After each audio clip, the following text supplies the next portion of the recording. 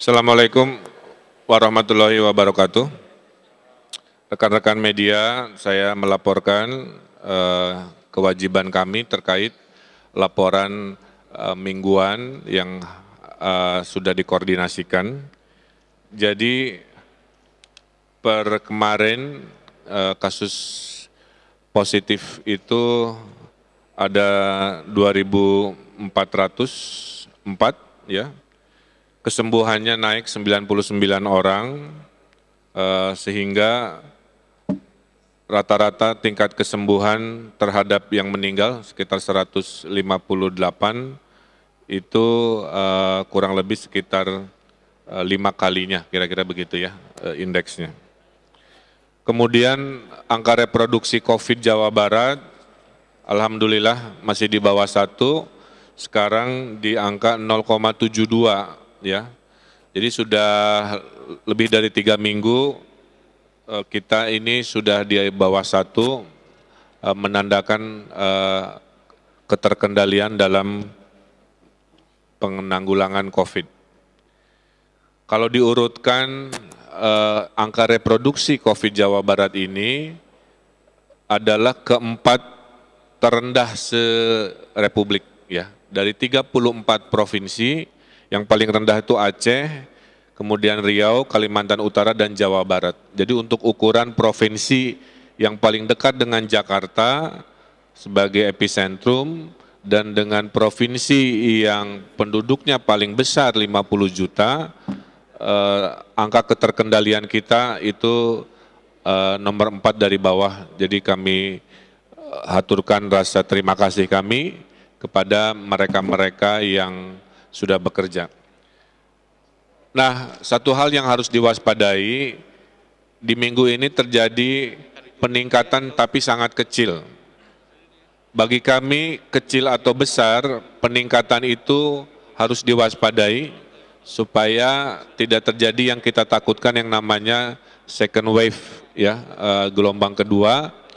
Tentunya minggu ini kita akan melakukan pelacakan di 700 pasar, ya. Karena kami mendapati di Jawa Barat salah satu potensi persebaran yang perlu diwaspadai adalah pasar tradisional.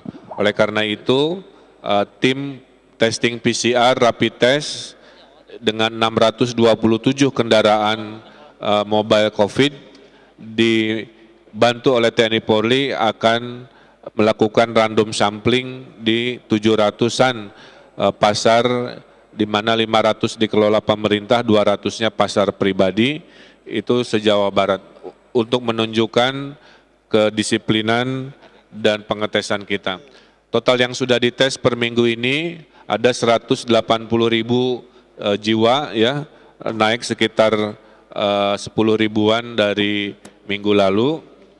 Kemudian kami per hari ini belum bisa mengumumkan evaluasi kenaikan apa penurunan tingkat kewaspadaan, mungkin baru 2 hari ini, karena hitungannya harus 14 hari, jatuhnya itu di lusa, bukan di hari ini. Jadi kita akan memonitor hari ini dan besok, mungkin hari Rabu, baru kami akan umumkan.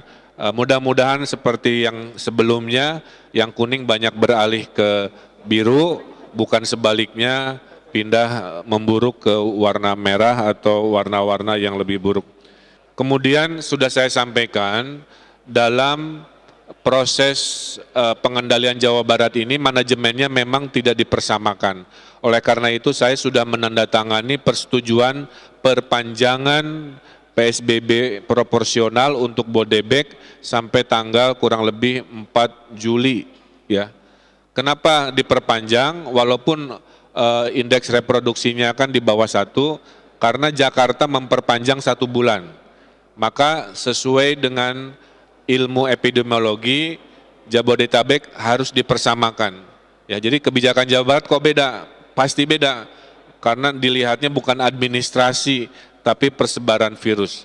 Karena persebaran virus epicentrumnya di Jakarta dinyatakan diperpanjang sampai tanggal 1 bulan, sampai Juli, maka walaupun indeks di Bogor, Depok, Bekasi sudah membaik, kami perpanjang dengan proporsional. Artinya kegiatan ekonomi perlahan-lahan bisa mulai dibuka. Nah, urutannya sama, minggu lalu adalah rumah ibadah. Ya, rumah ibadah di zona biru dan hijau. Minggu ini industri dan perkantoran mulai boleh dibuka. Ya, jadi rentang pentahapannya itu 7 hari. 7 hari pertama rumah ibadah, 7 hari kedua adalah ekonomi resiko rendah, yaitu industri dan perkantoran. Minggu depan sebenarnya baru mulai yang namanya perdagangan, kafe, restoran, dan lain sebagainya. Nah, setelah minggu depan baru minggu berikutnya pariwisata.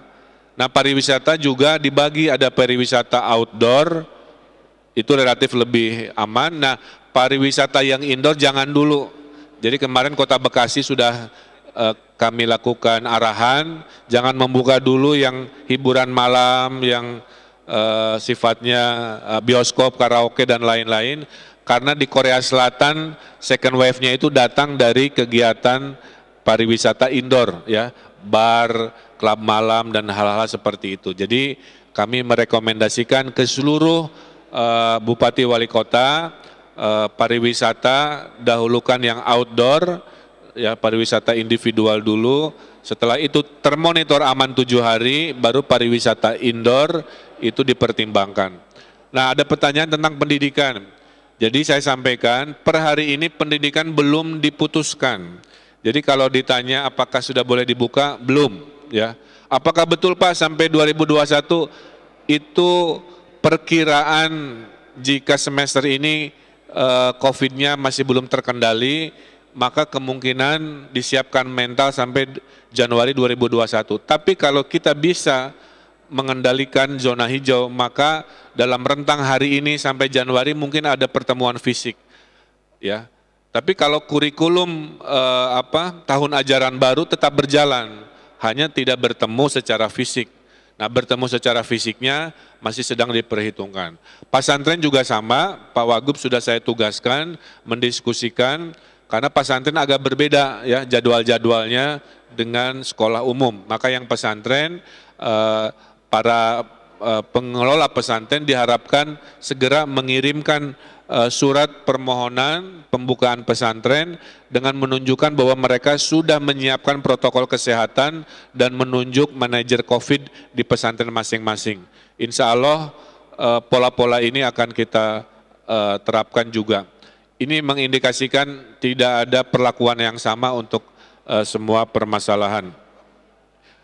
Bagaimana dengan universitas? Universitas kebetulan bukan kewenangan dari provinsi, tapi sebagai gugus tugas, jawaban kita sederhana. Selama universitas itu ada di zona biru dan zona hijau, maka rektor itu dipersilahkan melakukan pembukaan sesuai dengan situasi level kewaspadaan. Kalau universitasnya ada di zona kuning atau merah itu belum boleh.